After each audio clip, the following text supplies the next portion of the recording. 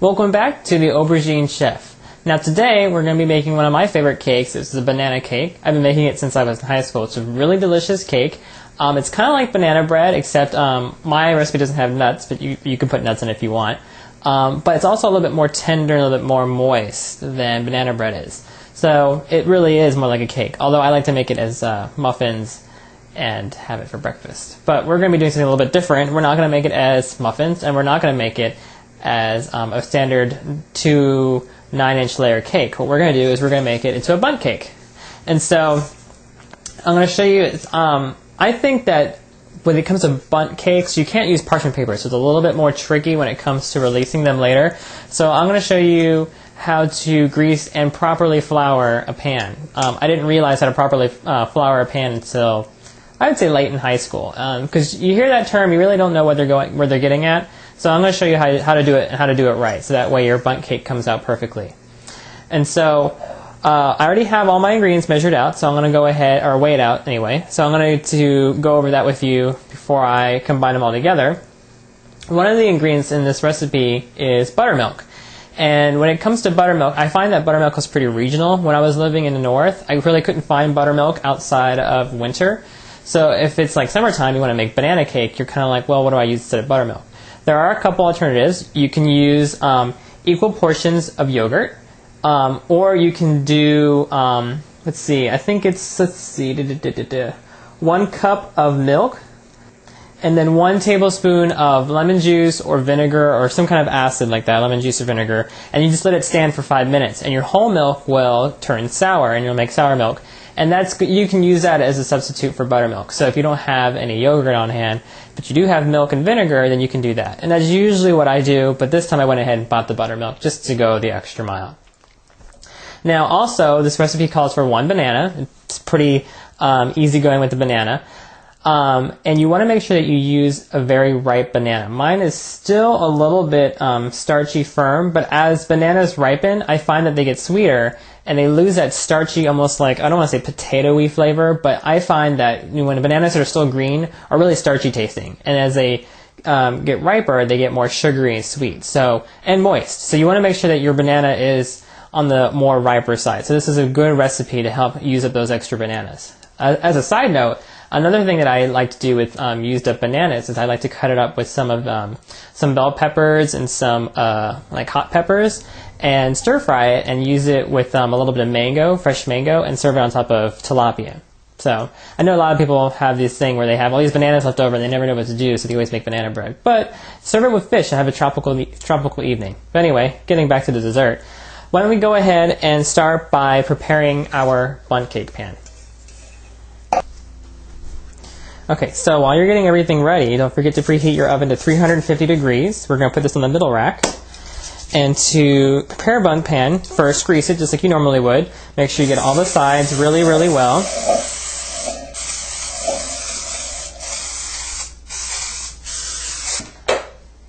Okay, and then to flour it, just sprinkle your flour in there.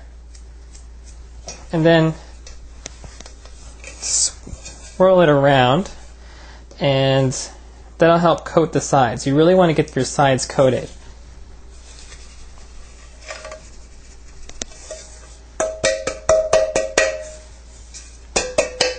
Bang it around if you need to.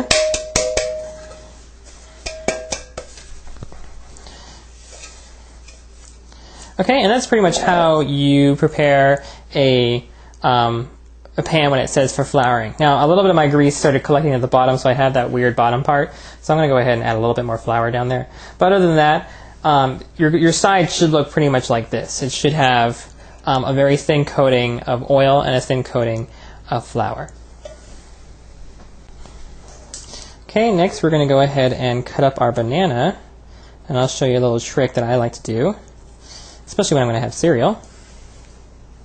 You can also mash up your banana if you want, but I like to just cut it up into pieces. So I like to cut off this bottom part because I don't like to eat it. But other than that, just go through and use the peel as a cutting board. That's my trick. I use the peel as a cutting board, nothing special. I'm sure most of you knew that already. Okay, so let's go over our ingredients.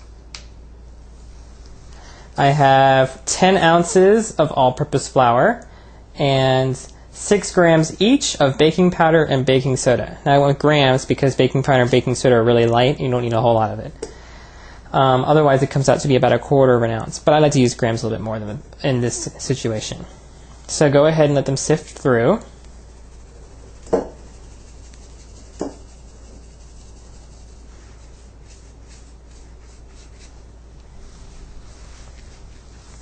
Okay, and then in this bowl, I have 10.5 ounces of sugar and a pinch of salt. So we're going to add that to our dry ingredients. Okay, let me go over what else I have weighed out. I also have 5¼ ounces of buttermilk, and then here in the buttermilk, I also have about a teaspoon of vanilla to taste, to splash it in, and 2 eggs. And when you put your eggs in, make sure you beat it in here, so that way they're not just sitting in the liquid. Okay, and lastly, I also have 4 ounces of shortening weighed out.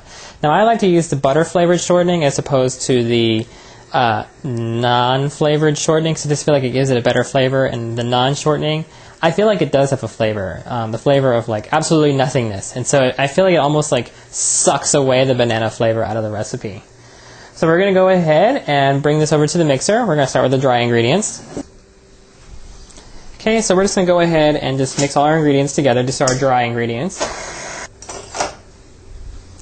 Okay, to our mixed dry ingredients, we're going to add our shortening. And we'll add our very ripe banana. Okay, and we're going to go ahead and mix this together.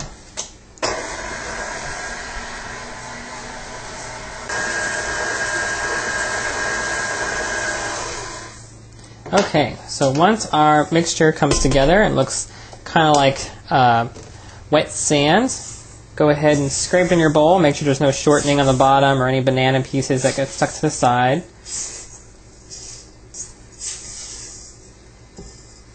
And then go ahead and add in all your liquid ingredients.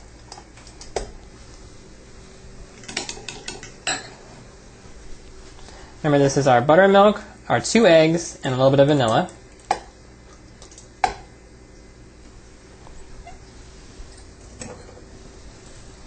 Okay, we're going to go ahead and mix this until it's together, comes together.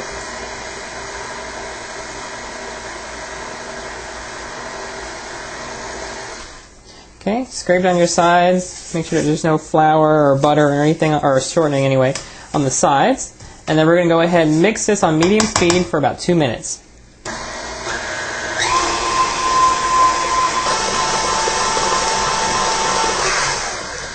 Okay, once your batter's been mixing for about 2 minutes on medium speed, go ahead and take it right off the mixer.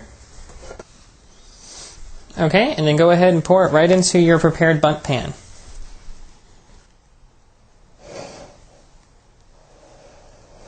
Okay, go ahead and smooth out the bottom, or the top right now anyway, making sure the batter is evenly spread throughout the whole bundt pan.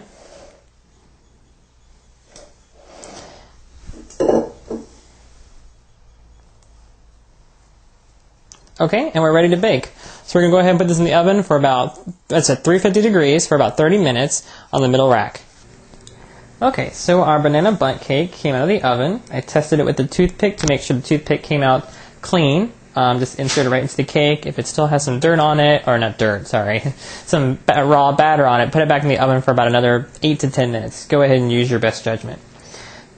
So after it comes out of the oven, let it cool for about 10 minutes, and it should start pulling away from the sides of the pan, as well as the middle. Make sure you go around the edges with a butter knife or something to help loosen it up. And then you use the same technique to release the bundt cake as you do with brownies.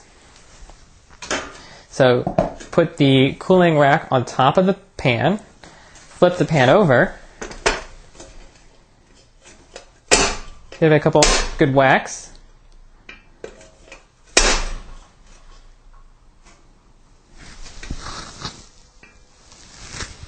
and it should come right out.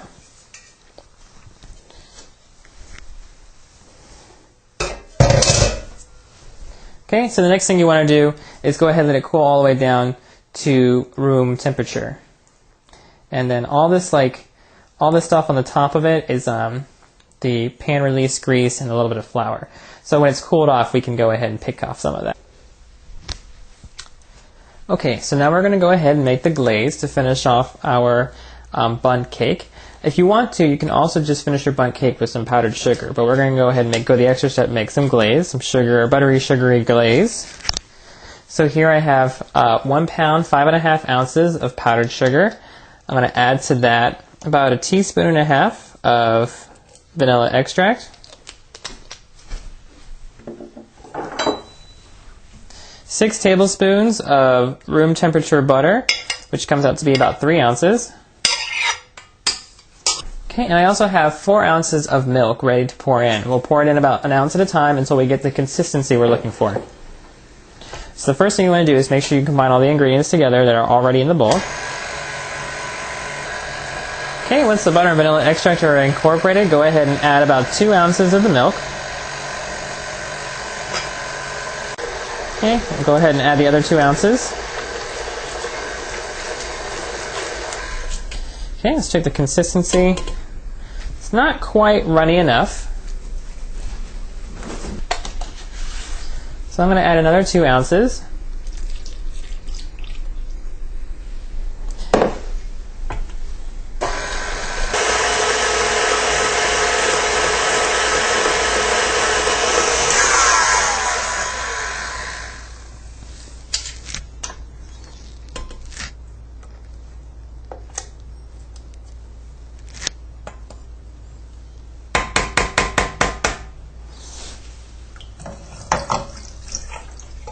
Okay, so once your icing comes together, go ahead and take it off the mixer. Okay, I wasn't able to get as much of the grease and the flour off as I would have liked. So I guess it's just a lesson to learn that I don't need to use as much flour and grease next time, or flour really, because a lot of it got stuck on the bottom because of the grease. But anyway, that's just for next time, so we know. But well, since it's just olive oil and flour, it's not really going to have an adverse taste, so we don't have to worry about that. Plus we're putting glaze on top of it, so that should help out. So, taking a spoonful at a time, just drizzle it onto top of the cake.